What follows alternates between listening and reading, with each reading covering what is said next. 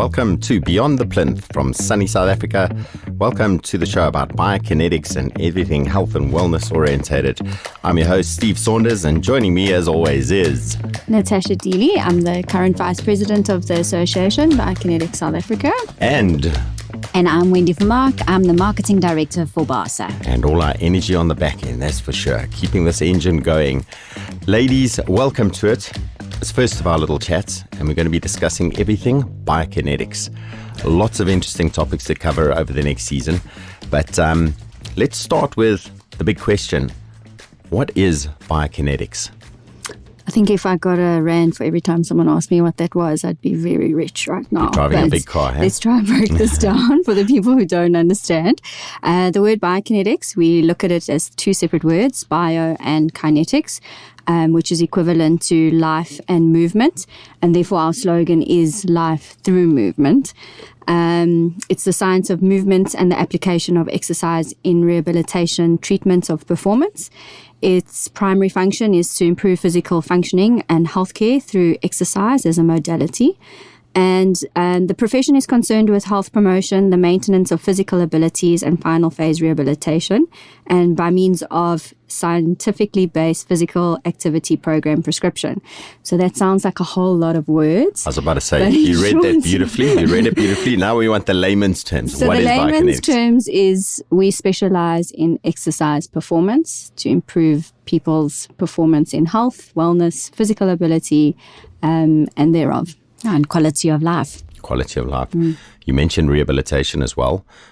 You stated that in context of final phase rehabilitation, so making sure people are capable of taking on any corrective, surgical procedures or whatever it is, those final stages of getting them ready to be able to enjoy a healthy, active life, I suppose. Is that correct?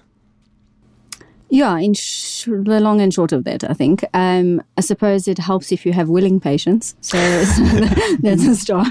I think people think biokinetics is something that you need a prescription of, which is not the case. People who have general injuries or aches and pains that don't necessarily need to be seen by a surgeon or a physician are often able to go to biokineticists for advice. So I think it's not as prescriptive as you need to be told to see a bio. The options are there, and the ability to see them are widely available for anyone. We look at special populations. We're dealing with kids. I'm sure along the line as we go with these talks, we'll get into more depth with regards to what exactly the scope is. But yes, I think we want to just create the knowledge or the means for people to understand that it's not a prescriptive part of medicine. You are able to see a bio with any kind of ailment pretty much. Okay, or preventatively even. Yeah. Absolutely. And that's crossing over a lot into the experience most generally uninjured people have experienced, but haven't necessarily experienced biokinetics as a prescriptive service of sorts. Is they're out there doing exercise. They may have engaged with a personal trainer or something like that, but they're not understanding the amount of specialization and medical training the biokineticist has been through before, which is going to lead me to my next question. I'm going to point this at you, Wendy. The history of biokinetics. Been around since 1982 and progressed up quite systematically through the medical field, but you deal out in the not necessarily restricted medical field. Yeah, so the need basically for like remedial exercise as such even started in the 1930s. And now, of course, we've branched into as a discipline since 1982. So the actual biokinetics discipline is now 40 years. Yay, we're into the naughty 40s. We're very excited. We've kind of come of age. Yeah. And it's not just being on the side of the sports field anymore. It's our clinical application of everything in terms of all scopes of practice. So, we really are getting out there. People are hearing about how it can have an impact, as you say, on the quality of life and their recreation, as opposed to needing, a clinical assessment or referral. Okay. And talking about that history and that development, the history of the course biokinetics, that's progressed over time quite nicely. And you've now got a very structured course material content that develops these biokineticists to be able to go into the market and professionally engage, and you do. You're an amazing group of people that engage in that market. We like to think so. No, in fact, we know so. There we go. So, where do people access the educational content if they want to pursue a career as a biokineticist? Well, this is something we actually say to our BASA members all the time, but actually even to the public, is go to our website. Literally everything is there. We've got a huge host of universities that offer biokinetics now. The course is well structured, well governed by the Health Professions Council. There's various types of training institutions as well, for whether it's from an internship point of view or moving into your junior biokineticist roles now, leaving from university, depending on the course that you can do. So we really are getting out there, not just nationally, but globally now as well. So we really have expanded. Our proudly South African profession has now become a profession to be sought after all over the world. Yeah, I see that. And give us a list of countries you're engaging in at the moment. I've seen quite a few posts out there. So at the moment, if we're looking local Africa, we've got Kenya, we've got Zimbabwe, we've got Mozambique, we've got up in DRC, Namibia. We've got Namibia, we've got New Zealand, Australia, Canada, Those Germany. aren't in Africa, huh? No, I'm saying I'm moving I'm over joking, into yeah, just double checking. my geography, hence why I dropped it into quarantine. In America, we've got Canada. We are in collaboration with some of the sporting ACSM likes of. And ACSM being? American College of Sports Medicine. So we're engaging there. We've got the World Federation of Athletic Training as well. Yeah. Oh, wow. London, we've got quite a large number of biokineticists already practicing in London. We've got in the UAE, so that's growing. Germany, Israel. All over the place. Yeah, so our international footprint is growing very nicely. We're very proud to say that as much as biokinetics was homegrown, as Wendy mentioned, that we're able to put the word out internationally. Brilliant. And Wendy, on the marketing side, the development of BASA as an organization and starting to create professional content on the marketing side, how's that progressed up and what's the objectives there? Our objectives are to promote the profession and then to guide, mentor, assist our members. So we also want to create your transformative, collaborative, awesome biokineticists. So we can equip various things with training and that type of thing, upskilling and so on, courses, conferences. We've got an amazing conference coming up in a month's time, the International Festival of Exercise, Sports, Medicine and Exercise and so on. And where are you going to be hosting that? That's in Pretoria, and it's going to be massive. We're in huge collaboration with the South African Sports Medicine Association, the South African Society of Biomechanics, PASHTA. So we're really getting out there. So promoting the profession is to assist our bios, as well as getting us not only nationally known but internationally known. We've had a cracker week. We were down at Comrades. We are launching a brand new Fitness assessment. Oh, We're wow. only launching in 2 days' time. We're starting the podcasts. We're educating the public. We're engaging with people. We're engaging with our members. And we don't want them to be informed. We want them to be transformed. And that's really one of our goals. Yeah. And just to add on to what Wendy is saying, it's very important for people to understand where we are in the market of health professionals. Because Brilliant. we're such a young profession, we're using this as an opportunity for people to see that there's a niche to be filled. And that's where our space is. Brilliant. So that niche, you're looking to not only fill that niche, but own that niche, develop it, grow it out, carry on growing and exploring the market and such like. Just on that, a topic I'm sure you've explained as well. If you were to place yourselves in the market of what the majority of the market understands in terms of the treatment modalities or prescriptive modalities, what's the difference between biokinetics and physiotherapists? And what's the difference between biokinetics and personal training? I think we have to tread very carefully while we answer this. Again, Otherwise we're going to get into trouble. If we had another rand for every time we go. asked this, I'd be able to give up biokinetics, I think. Okay, so let's go with your version first and then we'll go with mine. Okay.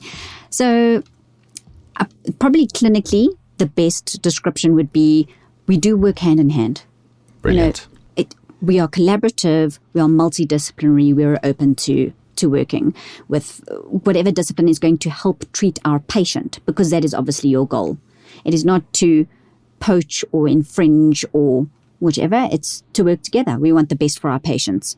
So in saying that, in general terms, you would say your physiotherapist is your first line patient response, depending on what the condition is. They are your acute phase, your initial phase rehabilitators. Yep. They do much more manual therapy work on their patients. We are more your final phase rehabilitators. So we're the people who come potentially after that and then move on to get people to optimal health, whether that be optimally for someone just to do activities of daily living, just to survive and have quality of life, or whether it's up to elite sports performance. So whatever range that patient requires or whatever scope they're in. So that I'll cover the physio side. Tash, do you want to handle the PT? Yeah, and maybe just to add on to what Wendy said is that we're also in the preventative care. So it's not just the fixing of. We do a lot of stuff pre-health, if that makes sense, or pre-sickness. Yeah. Which I think is quite important to know as well. So could I categorize that as the wellness market, sort of? Yeah, or so is you're that, looking is at that where it fits? your if I can give an example of someone that's suffering with hypertension or diabetic issues or, stuff like that will help your health and wellness, your overall, that is definitely a biokineticist space, if I can put it like Even that. mental health. We've got such exposure now for what's required from a mental health perspective, especially post-pandemic. We're the kind of people who'd be able to do safe exercise prescriptive for that patient, depending on their medication, per se, whatever is going on. Yes. And then to answer your question with regards to the personal trainers, there's definitely a space for them as well. Technically, I don't want to be known as a personal trainer. I'm very highly qualified to, not that personal trainers are not qualified, but from a science base, I want to apply my knowledge to a patient situation, not someone who's apparently healthy. So I think also bios at the point where someone is apparently healthy enough to continue with the active daily living should technically be seeing a personal trainer afterwards if they want to see someone to progress further. Yeah. Having said that, I think personal trainers feel that we step on their toes only because people get so safe and secure with the way that the scientific program has worked that they then have or develop a fear of, if I go to someone else, I'm going to get injured. So I think it's also that education behind it from a bio to a patient point of view that, once you're strong enough and you're able to, that you should be able to trust other professionals in other disciplines.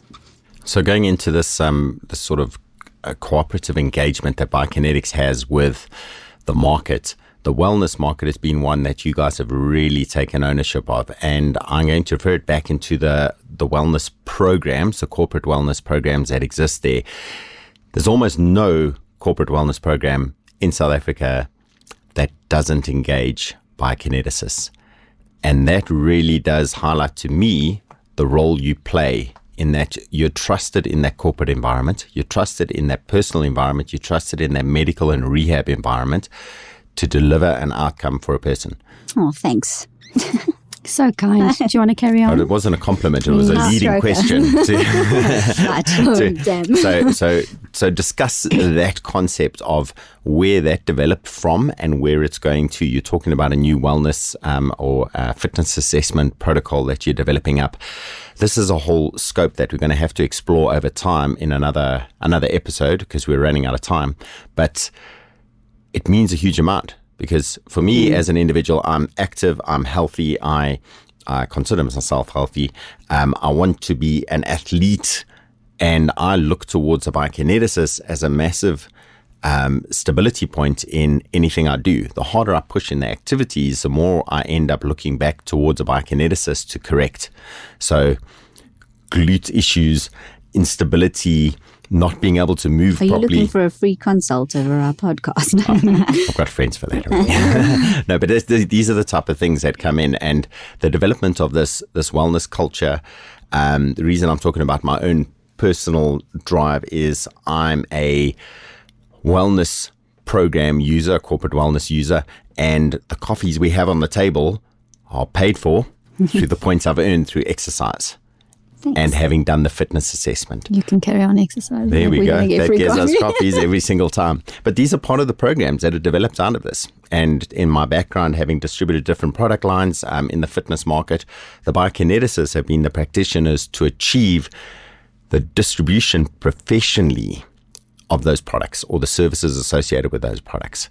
So discuss that a little bit, where the sort of affiliation came from and the need to associate into those wellness programs. Now, I'm throwing this to you guys as a blind question. Talk over each other. I think also the behavior behind human beings in general with the reward system in place was a big strive for schemes to understand that there's a need to pay forward. If you're going to give something, you'll get something back, kind of, So I think the fact that it happened to be within wellness and within our scope, that was great. I think they also saw there was a huge gap to bring the two together. How do you bring health and wellness into a corporate environment? And that's the best way to do it. You're offering rewards by following a specific program, and their programs were fitness-based. And who are better suited then to run those fitness programs and monitor them scientifically, effectively, efficiently. Data. And it's all data. So absolutely. It was a smart way to do it. And I think a lot of people are following suit. Wendy, I think you can mention some of the new developments that we... Yeah, so basically we're also assisting in developing these programs just because of our clinical knowledge.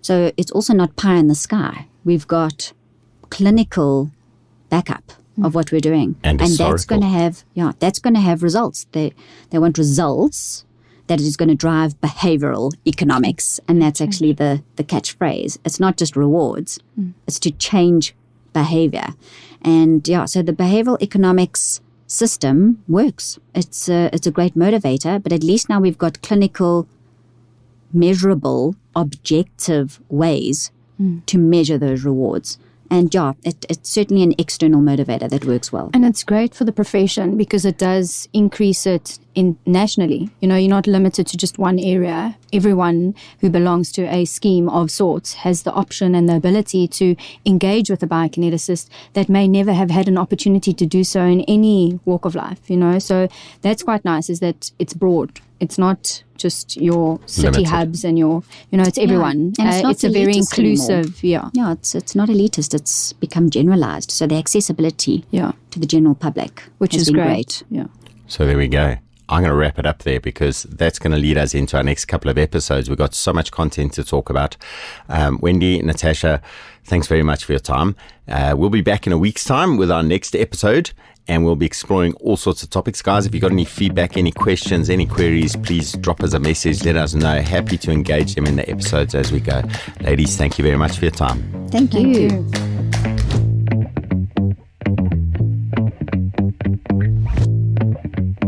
This podcast was produced by Johan Turon and the team at Soundpatch Studio. Presented by yours truly, Steve Saunders. Interested in doing a podcast? Drop us a message on soundpatch@me.com. That's soundpatch@me.com. As always, thanks for listening and catch you on the next podcast. Welcome to Beyond the Plinth from sunny South Africa. Welcome to the show about biokinetics and everything health and wellness orientated. I'm your host, Steve Saunders, and joining me as always is Natasha Deley. I'm the current Vice President of the Association, Biokinetics South Africa. And I'm Wendy Vermaak. I'm the Marketing Director for BASA. And all our energy on the back end, that's for sure. Keeping this engine going. Ladies, welcome